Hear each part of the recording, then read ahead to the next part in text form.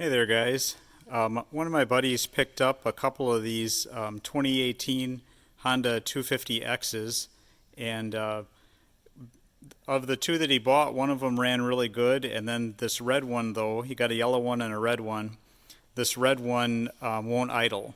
It runs okay up high, it shifts good, the transmission's okay, but it just won't idle. So if you guys know anything about these, I believe these 250Xs are kind of just a derivative of the original Recon engine, the air-cooled 229cc Recon engine. I actually really like this engine. It's tough. It's shaft drive, which is nice. You guys can see the rear axle back there. I've got another buddy who's got a couple of Recons, and he has just beat the tar out of those things, and they just go and go and go. So yeah, I really like this motor. Yeah, the guy that he bought them from gave him the classic old, oh, it's just old gas, the classic old gas line. So I kind of started this job, guys, by pulling the bodywork off. And the bodywork comes off pretty easy. It's just got a bunch of these little clips here, and then you need a 5mm Allen, to get a couple of these screws out. And then I pulled the tank off with these straps and these bolts and dumped the tank out and put new fuel in it, and it runs exactly the same way as it did before, of course. So of course you guys know when you get the classic old gas line, it usually means the carb is all messed up. So of course that's the case here. So we're going to dig into the carb here today and show you guys how to fix it correctly. I can tell someone's been screwing around on this trying to get it running because it has a Champion spark plug in it. These, Honda engines, they don't like the US spark plugs. They like NGKs. So we're going to get a correct plug in it. And some of these bolts were kind of messed up from the guy taking the bodywork off, but this thing is in pretty nice shape otherwise. But anyway, let me show you guys kind of what it sounds like. So keys on, it's in neutral. Just give it a little bit of choke here.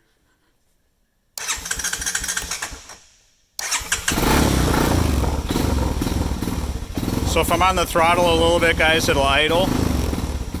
But as soon as you let off the throttle, it'll just kill out. So normally, almost every time that you get a four-wheeler that sounds like this, it's because it's been sitting for a while and the pilot circuit is screwed up. So I'm going to go ahead and start disassembling a few more things to pull the carb out, and I will come back to you when we have the carb apart and show you what's wrong. Alright guys, just a few notes about getting the fuel tank out of here. There's two 12mm head bolts up here up front. You need a ratchet with a long extension to get those out.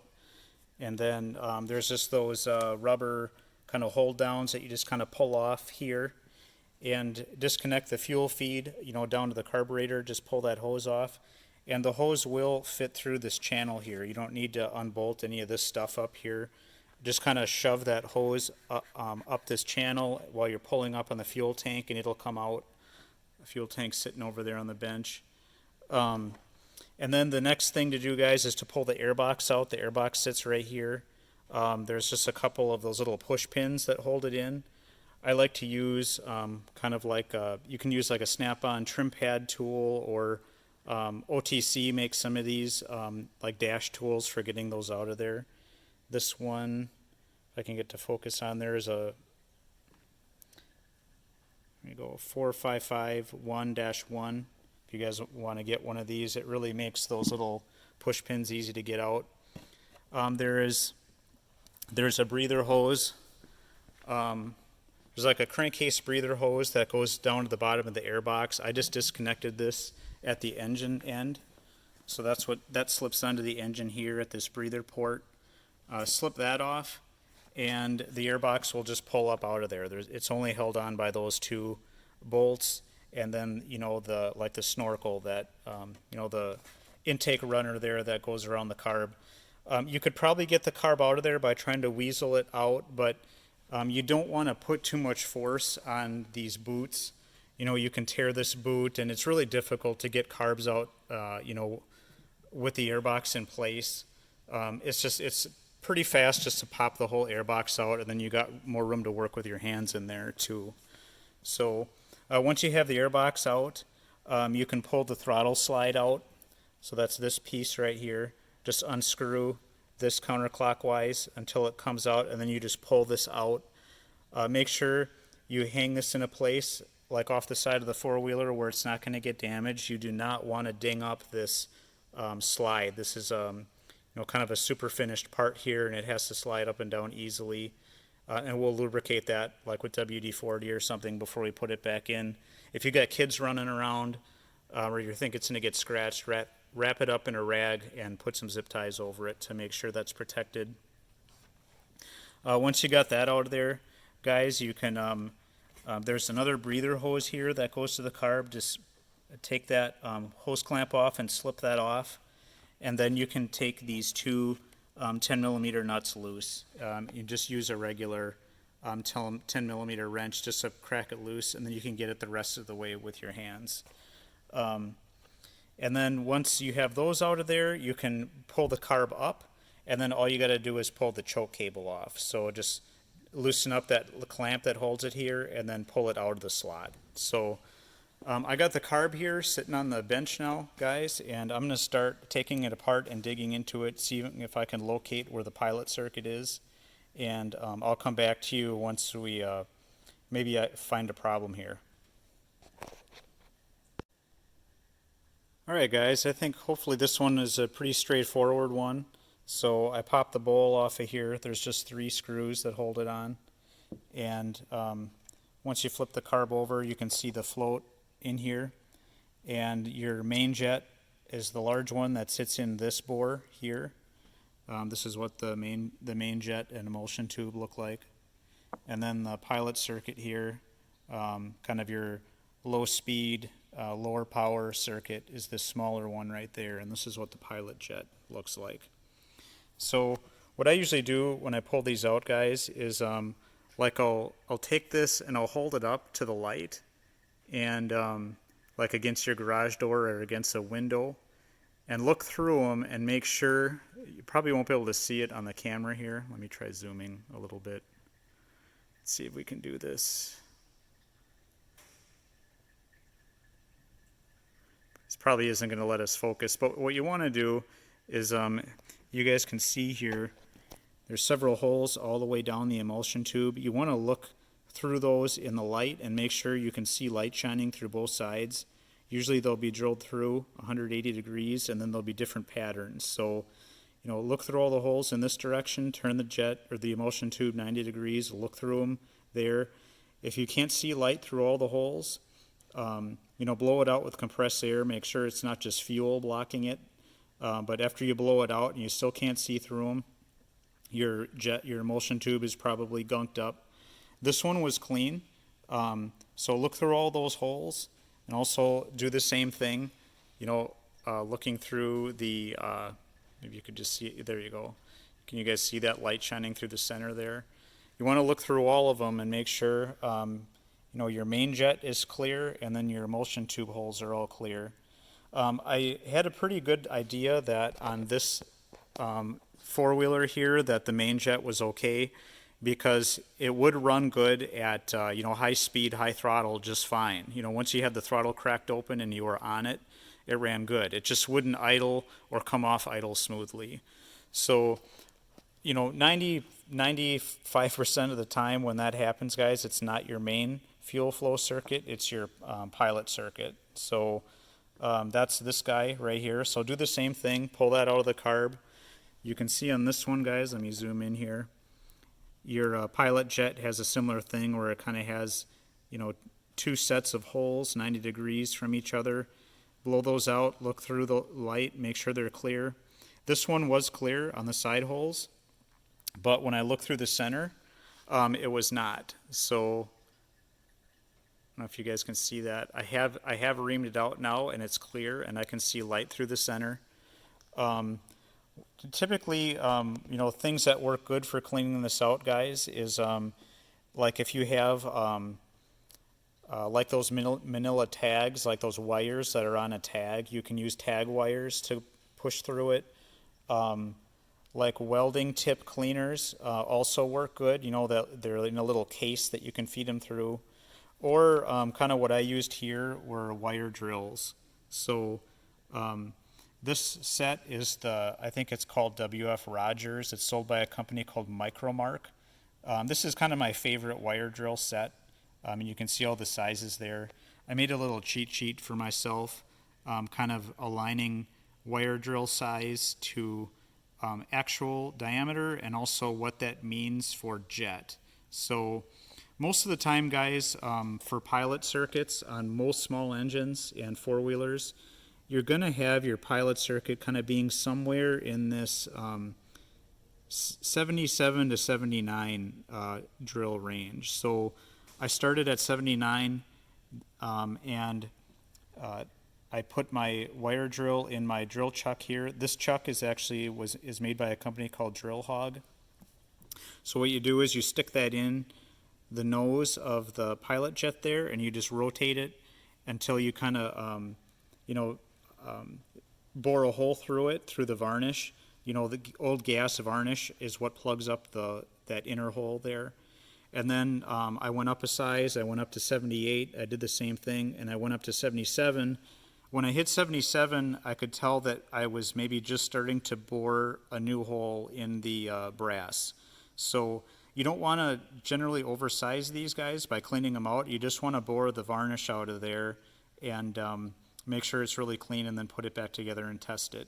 Sometimes, guys, if you're working on a really old four-wheeler or any other old small engine, and you clean it out and it's hugely improved, but it's still surging a little bit, go up to the next jet size and try it again. Like in this case, I would probably go up to a 76 if it was still surging a little bit with the 77 clean out. Once you start going to the 76, 75, you're going to notice, that you're boring through clean brass with the wire drill. So be real careful, because there's no turning back once you start boring this out. I mean, you could buy a new one and start over, but you want to kind of make it work with what you have, ideally. So when I hit 77 here, guys, I could tell I was hitting metal. And I'm going to put this thing back together here with this, and we're going to give it a try. We might have to do one iteration where we might have to go up to 76, but we're going to try this first. For tools for getting these jets out, guys, just a good flat blade screwdriver is fine. Sometimes, though, guys, you'll run into a carb where the main jet or the pilot jet is recessed in the bore. And for that kind, sometimes a standard screwdriver that has a swedged end like this, sometimes the swedging on the end, see, this one's pretty straight, but a lot of screwdrivers you guys will see have a flare out. You can either grind your screwdriver down, or another thing that works really well are like gunsmithing screwdrivers or cabinet screwdrivers that have a round shank all the way down, and they aren't swedged. They have like a ground tip. The Brownell's Magnetip, I believe they're called, are my favorite ones, the fixed blade Magnetips. But in this case, guys, I could get this apart with a regular screwdriver. For getting the emulsion tube out, I just use a really small adjustable. This is an Iriga 4-inch, I believe. Yeah, Iriga 4-inch. Really small adjustable, or a really small metric open-end wrench on the flats here will get this out. You don't necessarily need to take the main jet out of the emulsion tube. Usually you can clean it in place, and you don't want to put a lot of force on these, because sometimes you'll round out these flats, and if you don't have to take it out, don't. So that's what we found here, guys. I think this pilot jet is probably the cause, as it is most of the time when you run into a small engine running this way. So I am going to reassemble this, and we will come back to you when we have some results. Hey there, guys. Before I put the carb back in, I forgot to mention one thing. When I pulled the bowl off, this little plastic part fell out, and you might wonder how it's supposed to go in there. It's not really obvious when you kind of look at the jets how it's supposed to sit on there, but I'm pretty sure, let me zoom out again here, I'm pretty sure this little plastic piece is supposed to sit on over the emulsion tube like this. And then that little notch there that you see, this guy, I believe it's supposed to clear the bowl vent that pokes up through the center there. So as you insert the carb, that bowl vent goes down into that hole with the 4 smaller holes around it. I think it pokes up into that area. I'm not sure, but I think the function of this thing might be to prevent splash or fuel fuel disruption or sloshing of the fuel. And I think when you stick it in there, the main jet and emulsion tube poke down into that lowest part of the bowl to make sure that you're always getting like a quiet laminar fuel pickup, and it's not getting disrupted by off level and sloshing and stuff when you're bouncing around on the trail. So yeah, make sure you put that on there the way that it's supposed to go. I'm pretty sure this is correct. The other thing that I forgot to mention earlier in the video, guys, is when you pull the carb off of your four-wheeler, if it is not a genuine Keihin or Mikuni Japanese carb, throw it away and get the correct carb. If you are having trouble with a genuine Japanese one, like we had here, clean it and find the problem. Do not go to Scamazon or Fleabay and get one of those crappy $10, $15 Chinese carbs. Your four-wheeler will never run right again with one of those crummy carbs on it, and you'll forever be kicking yourself that you threw away the good original Japanese one. So the Chinese ones, they either won't run right out of the box, the four-wheeler will run crummy down low or up high, or you'll put it on and the float will be stuck on it or something, and it'll be leaking fuel all over right from new. So just stay away from those. Stay with the original Japanese Mikuni and Keihins, and once you find out what the problem is, your four-wheeler will run perfectly. So yeah, just stick with it and diagnose it. So that's all I had to say there, guys. I will come back to you in a second once we have it reassembled and we have a test fire. All right, guys. Sorry, I keep forgetting to mention certain things here. When you're putting the bowl back on, guys, if you're working on one of these that the bowl's been off before and someone has screwed up the screw head, and you're having a hard time getting it apart, one thing I've noticed on a lot of these Japanese carbs is that these screws are actually a JIS Phillips head, like JIS style. So I found that these vessel screwdrivers do a really good job. There's different brands that you can get of GIS style screwdrivers, but if you do any work on like Japanese motorcycles or four-wheelers like this, here's kind of what they look like. The vessels I've been really happy with, and I would say they're pretty affordable for how nice they are. So check that out, guys, if you're having trouble getting your screws out. You could also use an impact driver if someone really cranked them in there and the heads are messed up. The other thing I forgot to mention in that last segment, guys, is when you've got the bowl off, this one didn't look too bad inside, but this whole issue that I just showed happens because the four-wheeler sits around unused for a long time, and then the gasoline gels up and varnishes in the carb. This one looked pretty good inside. I didn't have to spend much time cleaning it up. But if there's all kinds of gunk in there, you'll want to really spend some time cleaning this bowl up. An ultrasonic cleaner does a really good job if you have one or know someone who has one. And also, guys, this carb ran good up high, so I know that most of the air circuits and fuel circuits, the passages actually inside the carburetor should be pretty clear.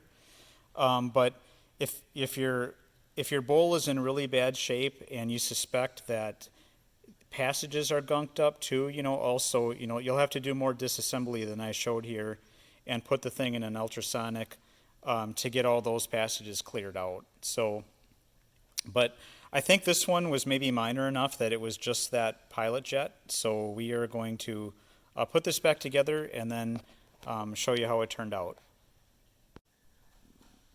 Alright, guys, we got the carb temporarily in place here. You can see I've got it back installed, and I've got it just mounted on those 10mm nuts there. And when you guys put the carb back on, you'll have to hook the throttle slide back up. That's this thing right here. I don't know if you can see that in there. After you hook that up, push on the thumb throttle and make sure that thing moves up and down easily in there. I sprayed a little WD-40 on the outside of the piston and the inside of the bore, so that should feel really nice and smooth as it moves up and down. When you guys start the four-wheeler, if the idle speed seems like it's high, the idle speed adjustment screw is on the left side of the, or I should say, as you're sitting on the four-wheeler, let me show you from the outside. As you're sitting on the four-wheeler, it's this screw right here. You guys can see that. You can get to it with a long screwdriver with all the plastic on. Usually the idle speed spec is in the manual or kind of on that emissions information, like on the sticker on the frame there. This one seems like it's idling at the right speed, so I'm not going to screw with it, but you know, you guys might also hear someone say, oh, it's not idling right because it needs a mixture adjustment. Well, there's no manual adjustment screws on this carburetor. The only thing you can do for messing with mixture is, you know, by drilling on the jets that we showed you earlier. So, but, you know, if you got a pretty new machine like this, this is a 2018 with really low hours, you know, you shouldn't have to open anything up. You should just clean it up and it should run. So, when you guys put the carb back on, you don't need to put the airbox and everything back together just to test it. Because if you find that you've got to drill open that pilot some more, either because there's more varnish on it or you need a little bit more enrichment, you don't want to have to pull the airbox and all the plastic and stuff back off again. You know, just set the fuel tank on, run the fuel feed down there, hook up your cables, and give it a try. I should mention too, guys, there's the choke cable on the left side of the carburetor here. And when you pull on the choke up and down, make sure that choke arm is moving like it's supposed to, and that when you look inside, that it's perfectly horizontal when it's off, and that at full choke it's completely closing off the airflow. So that should move really freely, just like the throttle slide. Just make sure your cables are working correctly. So yeah, once you've got it at this state, guys, you can give it a try, and it'll save you some time from having to put everything back together. So I'll key on here. You guys can see I'm in neutral. Just thumb the starter here.